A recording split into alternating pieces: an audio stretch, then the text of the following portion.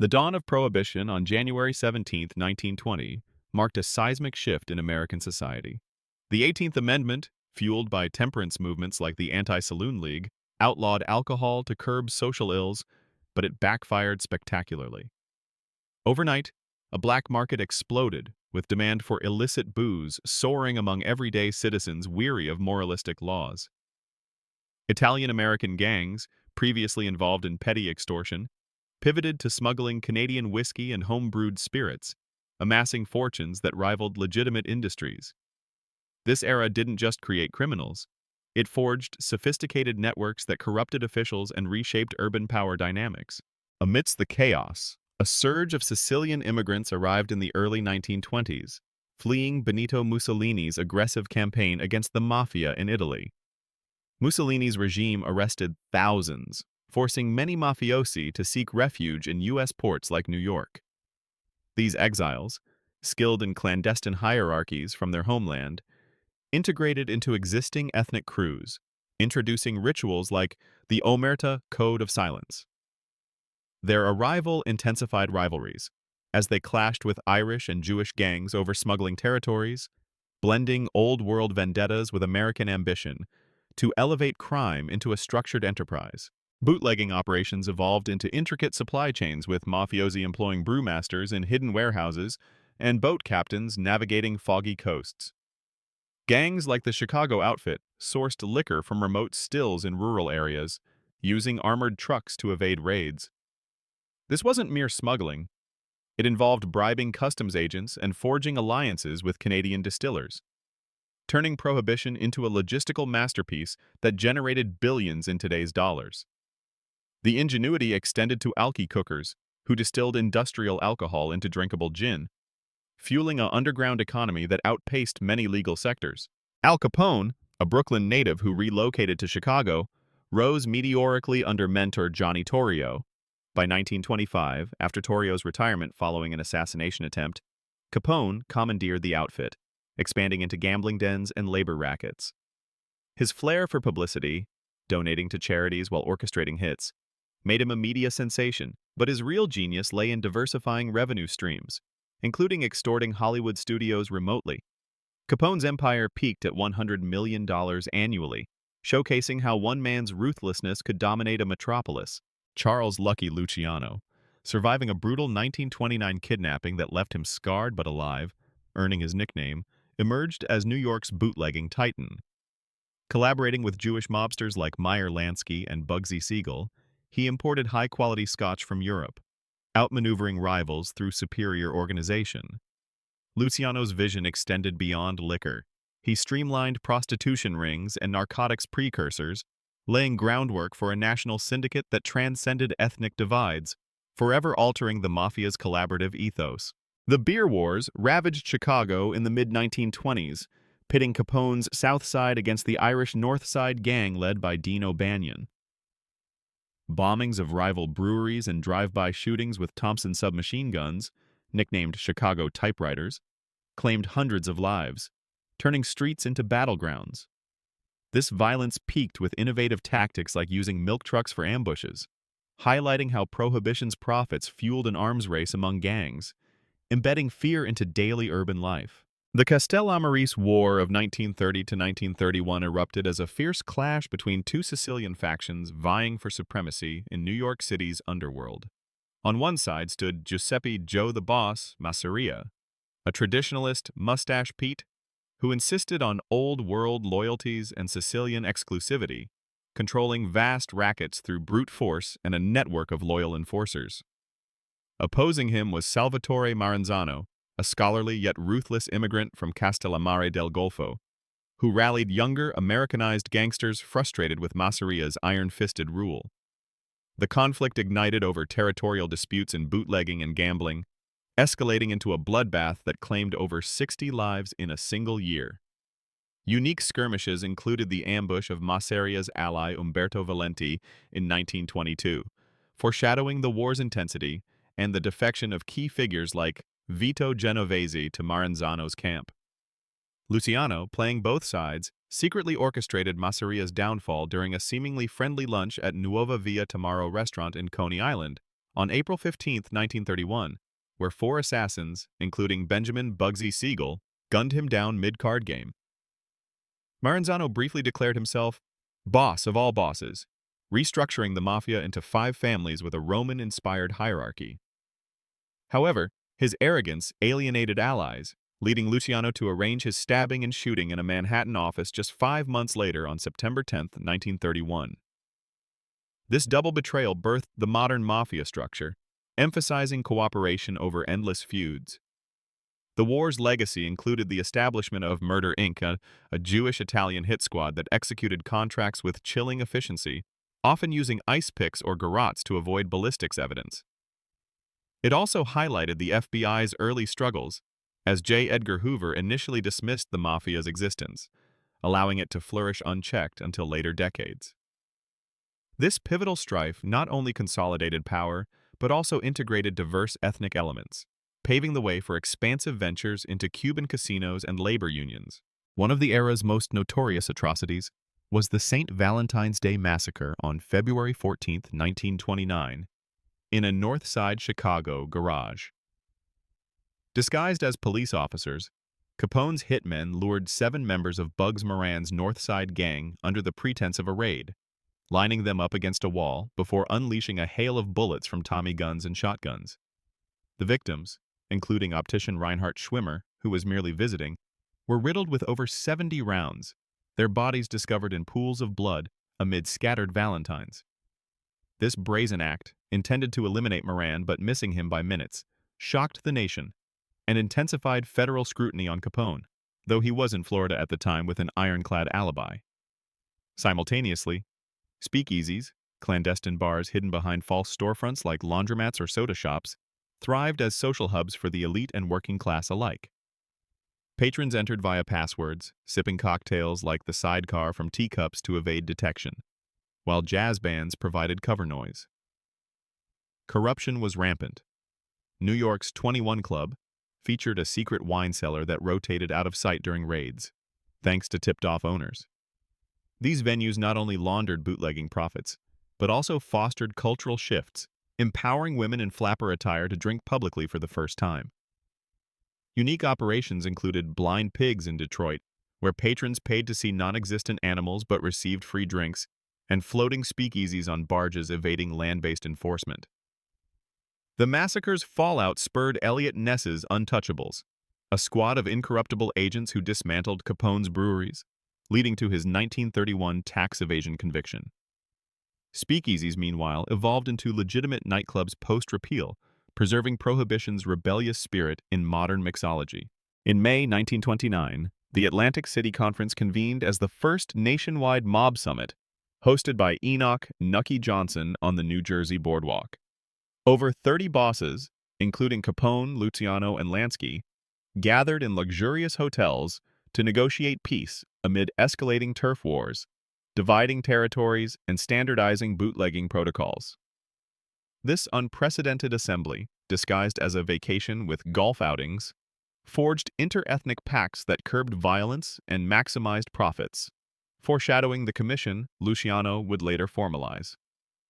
Complementing land-based rackets, rum-running fleets operated like naval armadas, with high-speed boats dubbed contact vessels, shuttling cargo from motherships anchored beyond the 3-mile U.S. territorial limit. Captains like Bill McCoy, the real McCoy for his unadulterated imports, smuggled rum from the Bahamas and scotch from Scotland, evading Coast Guard cutters through fog signals and decoy tactics. These operations involved innovative hides, such as submarine chasers repurposed for smuggling and fishing boats, with false bottoms holding thousands of cases. The Detroit River became a hotbed, with 75% of all illegal alcohol entering via Canadian borders, facilitated by the Purple Gang's ruthless control. Unique anecdotes include the Good Killers Squad, a Sicilian hit team arrested in 1923 for nationwide murders, and Meyer Lansky's early Cuban sugar exports masking rum shipments. As Prohibition waned, these maritime ventures transitioned to narcotics, but their legacy endured in organized crime's global reach. The conference's resolutions reduced killings temporarily, allowing expansion into Hollywood extortion, where gangs like the Chicago outfit shook down studios for protection. Elliot Ness, a young Treasury agent handpicked in 1927 to combat Chicago's bootlegging scourge, assembled the Untouchables, a team of 9 incorruptible officers immune to mafia bribes. Their daring raids targeted Capone's hidden distilleries, using wiretaps and informants to seize millions in illicit beer, often smashing barrels with axes in dramatic public displays. One standout operation in 1929 involved infiltrating a brewery disguised as a garage, confiscating 25,000 gallons and arresting key lieutenants, crippling Capone's supply lines. Ness's innovative tactics included deploying armored vehicles for protection against ambushes and coordinating with the IRS to build tax evasion cases, ultimately leading to Capone's 11-year sentence. Beyond Chicago, similar federal squads emerged in cities like Cleveland, where Ness later served as safety director, purging corrupt police and dismantling slot machine rackets. The Untouchables' exploits inspired novels and films, romanticizing their heroism amid a sea of graft.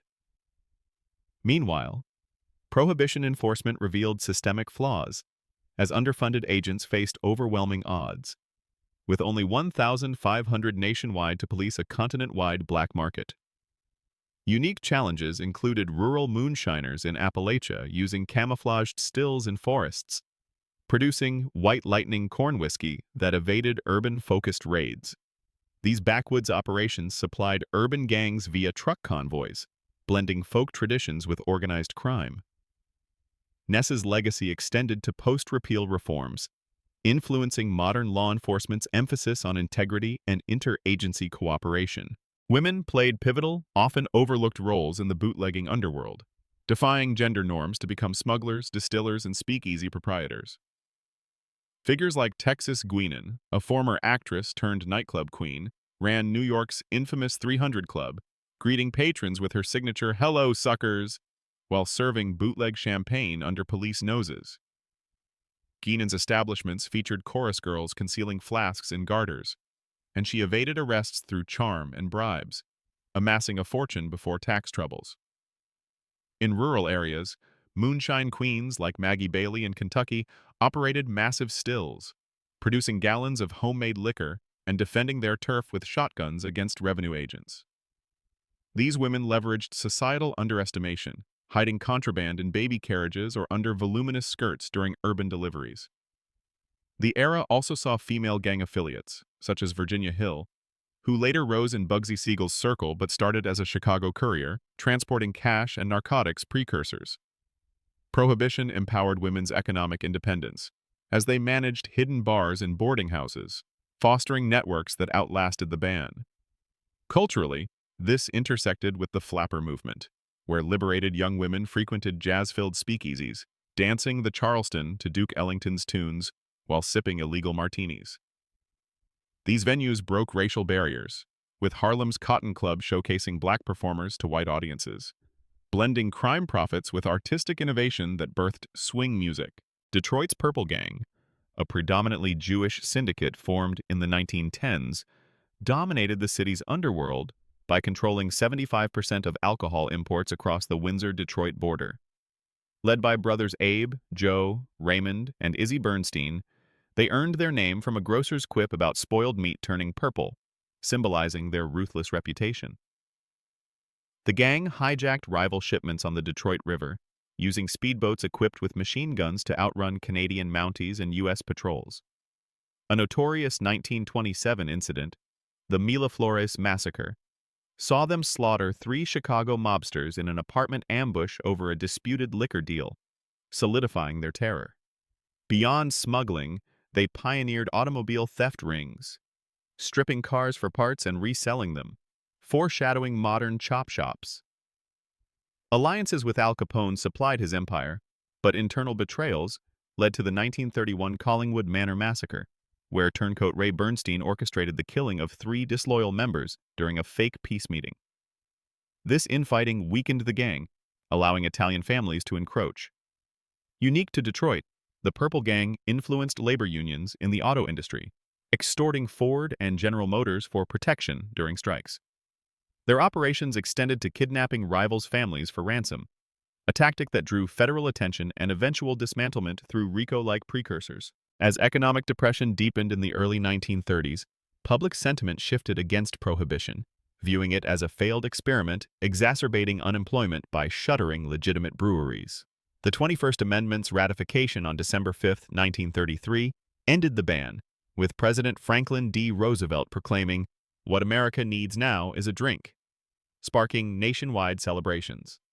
Mafia syndicates, anticipating repeal, diversified into legal liquor distribution, while pivoting to emerging vices like narcotics trafficking from Mexico and Asia. Luciano's Commission, formalized in 1931, facilitated this transition by allocating territories for numbers rackets, illegal lotteries popular in Harlem, and loan sharking at usurious rates to desperate Depression-era borrowers. Unique adaptations included infiltrating Hollywood unions, where Chicago's outfit extorted studios like Warner Brothers for labor peace, influencing film productions subtly. In Las Vegas, Bugsy Siegel envisioned casino empires, using prohibition profits to fund the Flamingo Hotel's construction in the 1940s.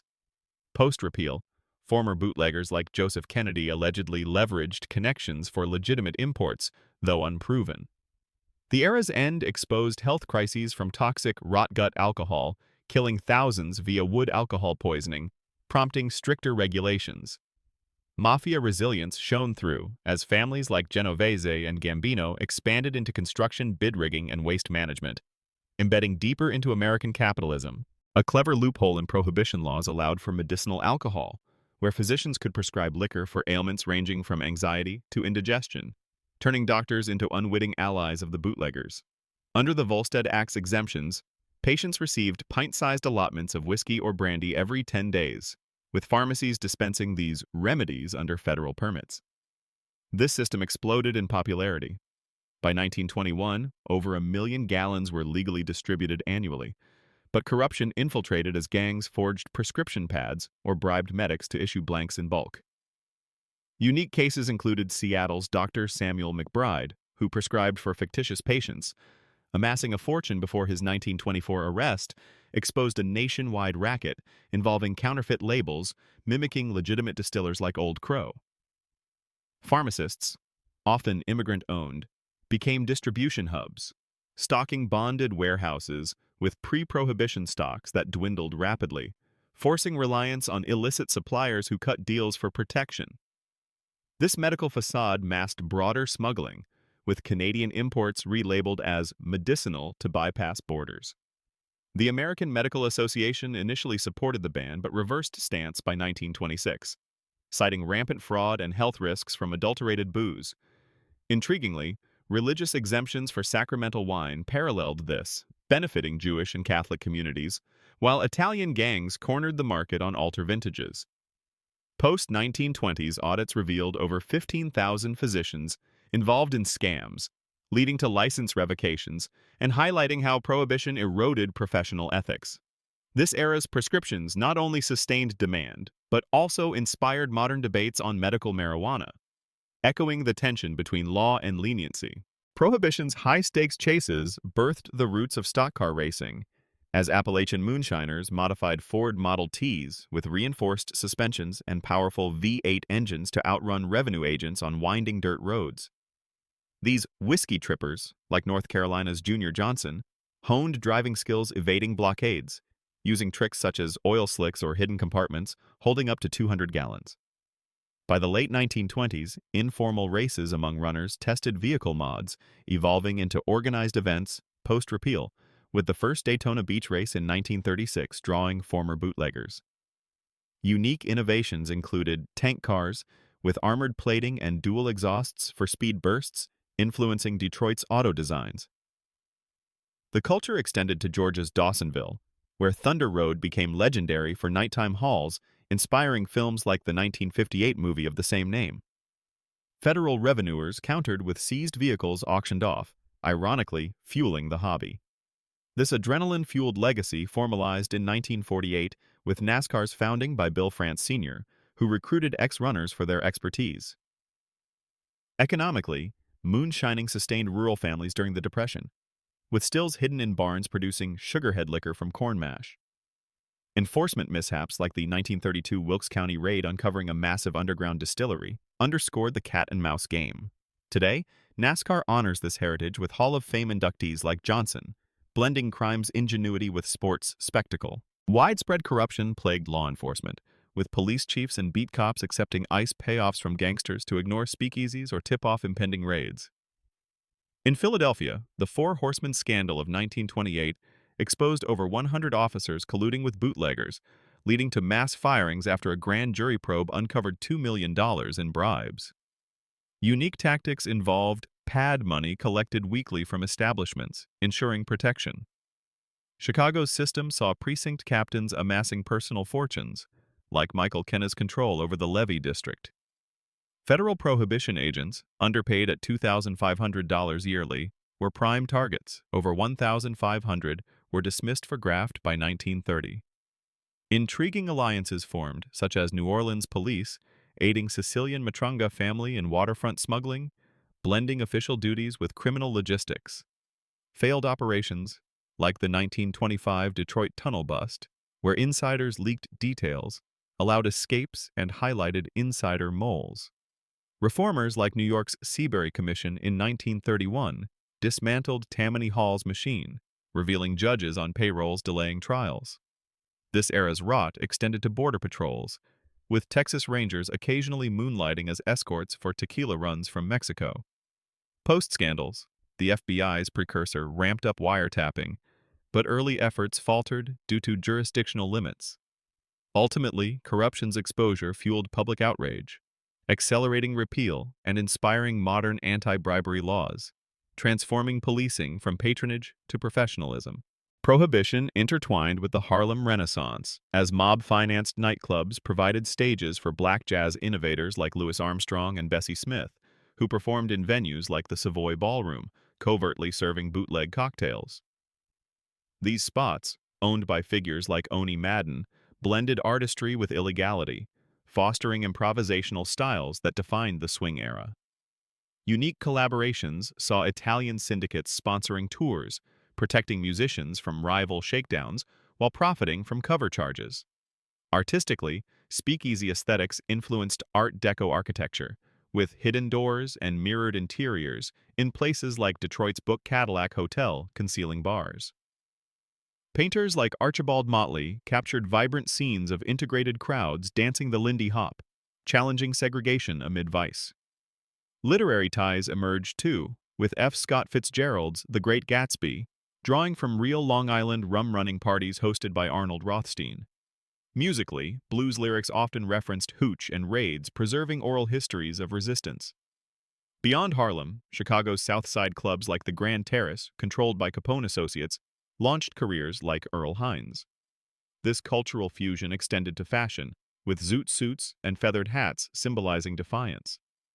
Post-repeal, many venues legitimized, but the era's creative spark endured in Broadway musicals and films, romanticizing the underworld's glamour. Canada emerged as a bootlegging powerhouse during Prohibition, with distilleries like Seagram's and Hiram Walker ramping up production to quench American thirst. Ontario's Windsor, directly across from Detroit, became the epicenter, exporting over 900,000 gallons monthly through legal loopholes. Canada permitted exports despite U.S. bans. Smugglers like the Purple Gang coordinated with Canadian partners, using ferries disguised as tourist vessels to ferry cases across the Detroit River under cover of night. Unique vessels included mosquito fleets of small, agile skiffs that darted through ice floes in winter, evading U.S. Coast Guard patrols equipped with searchlights. The Bronfman brothers, founders of Seagram's, amassed empires by aging whiskey in Saskatchewan warehouses before shipping via rail to border points, where bribes ensured smooth crossings. This northern alliance not only supplied 80% of imported spirits but also innovated packaging, like burlap sacks weighted for easy dumping if pursued. Diplomatic tensions arose as U.S. officials pressured Ottawa for crackdowns, leading to 1929 treaties that curbed but didn't halt flows. Smuggling legends such as Bessie Starkman, a Toronto-based queenpin assassinated in 1930 over disputes, highlighted women's roles in cross-border logistics. Economically, Canadian towns boomed, with Walkerville's distillery workers earning premiums amid Depression hardships. Post-repeal, these operations legitimized, influencing global brands. But during the era, they fueled mafia coffers, enabling expansions into U.S. real estate. This bilateral underworld trade underscored Prohibition's futility, as geography trumped legislation. Aerial bootlegging introduced high-flying risks, with pilots ferrying liquor from remote Canadian airstrips to hidden U.S. fields, bypassing roadblocks and waterways. Pioneers like the flying bootleggers modified biplanes like the Curtis Jenny with extra fuel tanks, carrying up to 300 gallons per trip across Lake Erie or the Pacific Northwest. Operations centered in Vancouver, where seaplanes landed on secluded inlets, loading scotch from British Columbia distilleries before daring border hops. A notable 1926 venture saw aviator Charles "Speed" Holman smuggling for Minneapolis gangs, using fog-shrouded routes to evade aerial pursuits by customs planes. These sky smugglers employed drop zones with signal flares, parachuting crates to ground crews who spirited them away in hay wagons. Challenges included mechanical failures over hostile terrain, like the 1931 crash of a rum-laden Ford trimotor in Michigan woods, scattering bottles for miles. Mafia financiers invested in airfields, such as New Jersey's camouflaged strips disguised as farms, complete with barns hiding hangars. This vertical expansion diversified risks from ground raids, with pilots earning $500 per flight, 10 times a laborer's wage. Federal responses included arming pursuit planes, leading to rare dogfights over borders. Culturally, these daredevils inspired pulp novels and early aviation lore, blending thrill with crime. As technology advanced, larger monoplanes like the Lockheed Vega extended ranges, foreshadowing drug runs in later eras. But Prohibition's end grounded most, shifting talents to commercial airlines. Mafia syndicates mastered deceptive transportation tactics, staging elaborate fake funeral processions to move massive liquor shipments undetected through city streets. Hearses, traditionally respected and rarely stopped by police, concealed crates of whiskey beneath coffins or in false bottoms, while mourning-dressed gangsters rode as pallbearers, complete with floral wreaths masking alcohol odors. Chicago's Jenna brothers perfected this in the mid-1920s, routing processions past precincts without suspicion, delivering to speakeasies amid grieving convoys that deterred interference. Similar ruses involved ambulances, sirens blaring for urgency, hiding bottles in stretcher compartments, or ice delivery trucks with insulated walls preserving beer kegs. These ploys exploited cultural taboos, allowing daytime hauls when patrols were vigilant. In New York, Luciano's associates used horse-drawn milk wagons, swapping cans for booze-filled replicas. Unique incidents included a 1928 Detroit bust uncovering a hearse packed with 500 cases of Canadian Club, leading to adapted methods like blending into real funerals for cover. This ingenuity minimized risks from highway checkpoints, sustaining supply chains amid intensifying enforcement. Counterfeit labeling operations complemented transport, with gangs reprinting bonds from defunct distilleries to pass illicit spirits as pre-prohibition stock.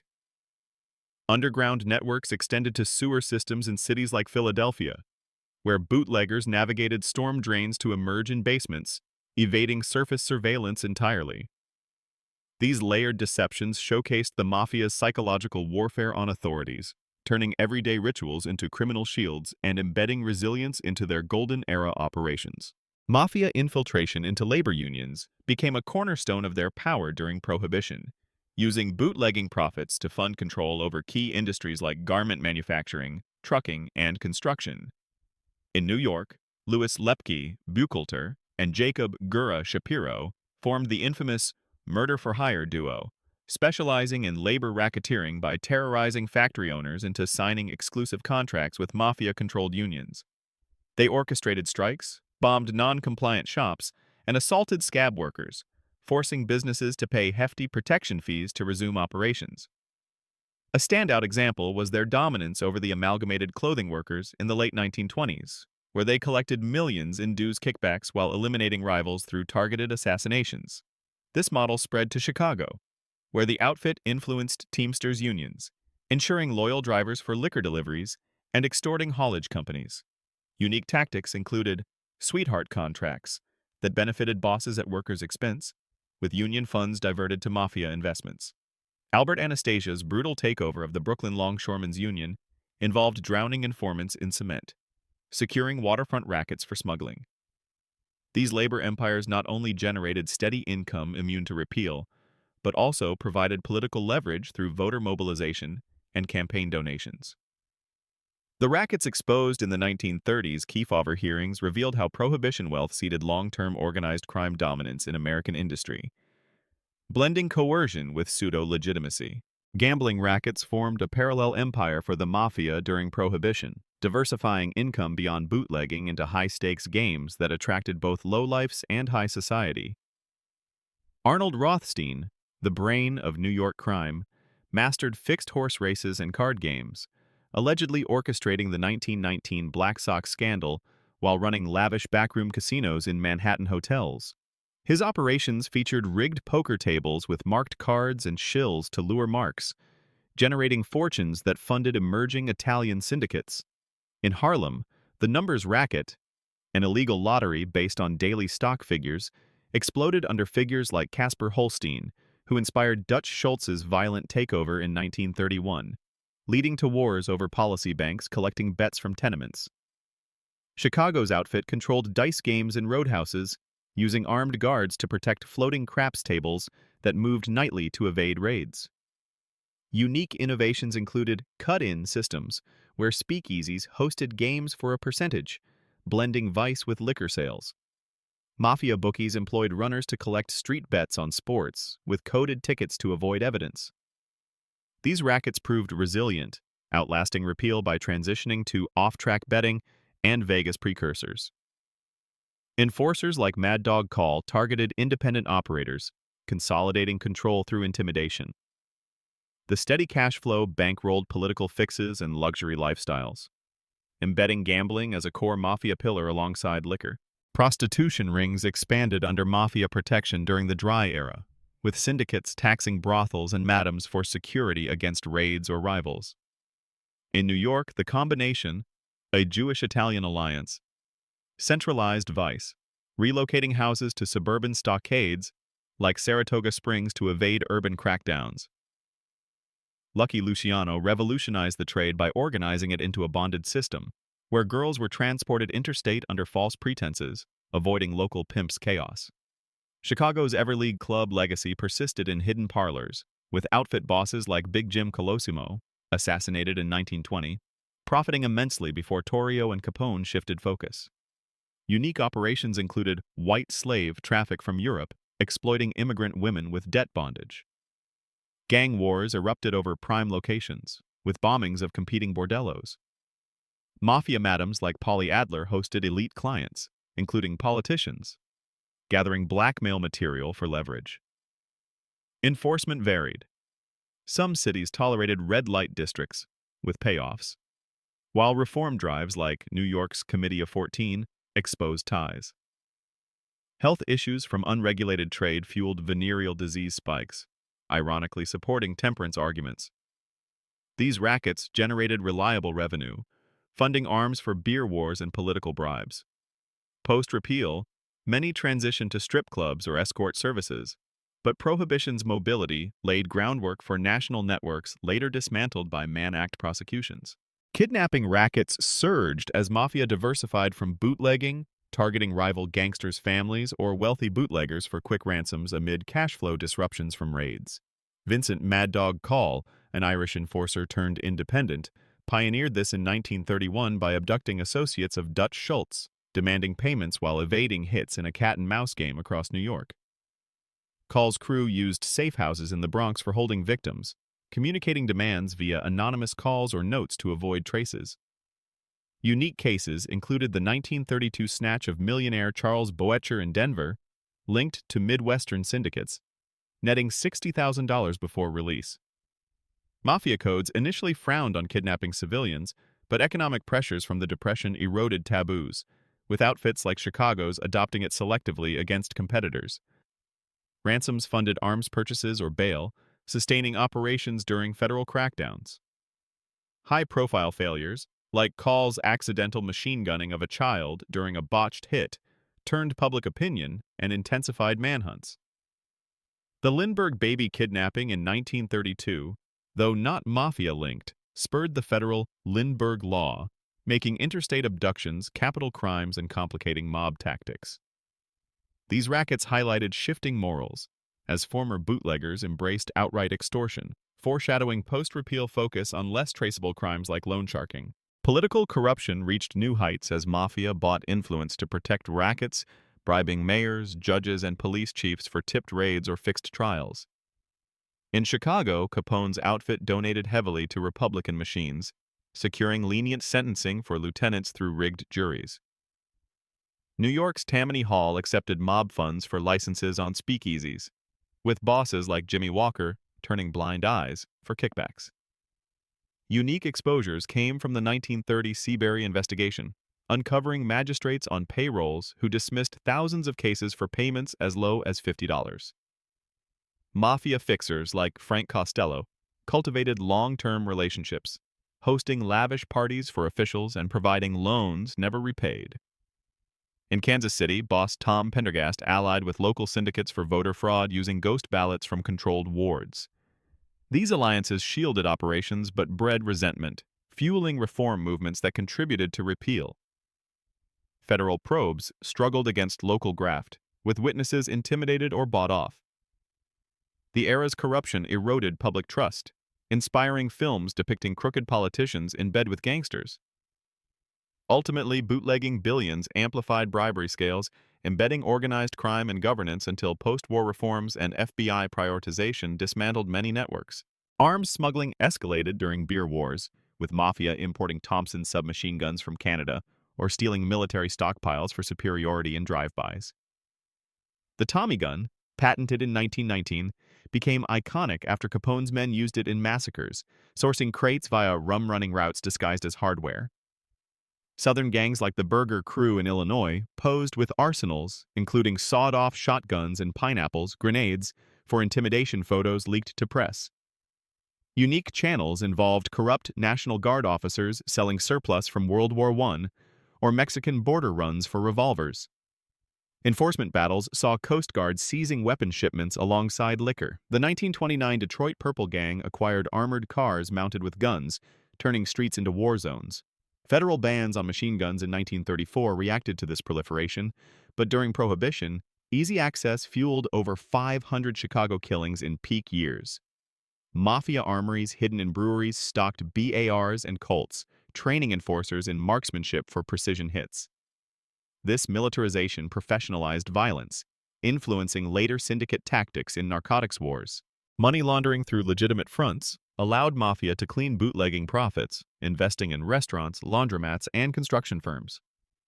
Capone owned shares in dry cleaners and hotels, funneling cash as sales to evade tax scrutiny.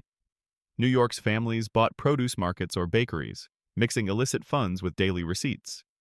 Unique methods included overinflating invoices for supplies to speakeasies, creating paper trails for dirty money. The outfit laundered via dog tracks and jukeboxes, collecting coins as cover. IRS agents later traced patterns like sudden wealth in cash-heavy businesses. These fronts provided jobs for relatives and intelligence from customer chatter. Post-Capone's 1931 tax conviction, syndicates refined techniques, using multiple layers of shell companies. This integration into economy made eradication difficult, as legitimate ventures supported communities while hiding crimes. The practice set templates for modern offshore banking precursors. Informants and betrayals fractured alliances, with rats providing tips to feds for reduced sentences or revenge. Abe Kid Twist, Relic of Murder Inc. turned in 1940, detailing hundreds of hits before his mysterious fall from custody. During Prohibition, defections like Joe Valachi's precursors exposed hierarchies. Tense safe-house meetings often ended in paranoia-driven executions of suspected snitches. Unique canary songs involved coded testimony avoiding direct names. FBI leveraged rivalries, offering protection to flip mid-level operators. Betrayals accelerated downfall, as trust eroded in omerta-bound circles. Mafia operations inside prisons allowed jailed bosses to maintain control over street rackets through smuggled messages and corrupt guards. Al Capone, incarcerated in Atlanta Penitentiary in 1932, enjoyed luxuries like fine furniture, a private radio, and regular visits from lieutenants who relayed orders via coded conversations or notes hidden in food parcels. Bribed wardens turned blind eyes to club-fed conditions for high-profile inmates, permitting alcohol and gourmet meals. Unique systems involved kites, tiny handwritten notes rolled into cigarettes or swallowed capsules, passed during yard time or by visiting relatives. In Leavenworth, Genovese family members coordinated hits from cells using attorney-client privilege for unmonitored talks. Prison gangs formed alliances, recruiting fresh muscle upon release. Escapes were rare, but spectacular, like the 1934 Alcatraz attempt influenced by mafia ingenuity with dummy heads. These internal networks ensured continuity, with underbosses acting on imprisoned dons' directives. The setup exposed systemic corruption, prompting 1930s reforms like Alcatraz's rock isolation, though even there, Birdman Stroud's bird smuggling echoed creative contraband methods. Mafia prison dominance reinforced hierarchy, turning sentences into strategic pauses rather than defeats. Sports-fixing scandals rocked the era, as mafia infiltrated boxing, horse racing, and baseball to manipulate outcomes for massive betting profits. Arnold Rothstein's infamous 1919 Black Sox fix saw 8 Chicago White Sox players paid to throw the World Series, netting Rothstein millions while exposing gambling's reach into legitimate sports. In boxing, Oni Madden controlled fighters like Primo Carnera, forcing dives or fixed bouts in Madison Square Garden under mob promotion. Unique tactics included threatening referees or jockeys with family harm to ensure results. Harlem's numbers runners tied bets to race outcomes, with Dutch Schultz monopolizing policy slips linked to tracks. Federal indifference allowed proliferation until post-prohibition scandals like the 1930s college basketball point shaving prompted reforms. These manipulations eroded fan trust but padded mafia coffers, blending spectator sport with underworld wagering. Foreign connections bolstered mafia supply chains, with Sicilian links providing heroin precursors and Canadian alliances dominating liquor imports. Lucky Luciano maintained ties to old country dons, importing narcotics via Palermo routes disguised as olive oil shipments. In Cuba, Meyer Lansky forged partnerships with dictator Batista for casino havens, laundering U.S. bootlegging profits pre-Vegas. Unique collaborations included Mexican tequila smuggling across southwest borders by emerging syndicates. European Jewish gangs like Lansky's connected to Amsterdam diamond trades for fencing stolen goods. These international networks evaded domestic enforcement, establishing global templates later exploited in drug trades. Diplomatic blind spots allowed steamship cargoes from Scotland or France, with bribes at ports. The era's transnationalism transformed local crime into sophisticated enterprises, influencing post-war Cosa Nostra expansions. Extortion of legitimate businesses flourished, with mafia demanding protection from fabricated threats they created. In garment districts, Lepka's crew slashed clothes or burned trucks unless payments flowed. Hollywood studios paid Chicago Outfit to avoid union strikes. Unique insurance policies forced merchants to buy overpriced goods from mob suppliers.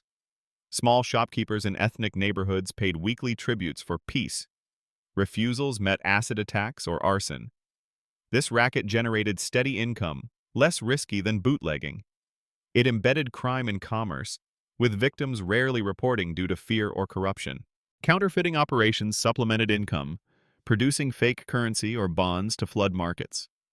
New York's Morello gang pioneered phony money in early 1900s, refined during Prohibition for payroll scams.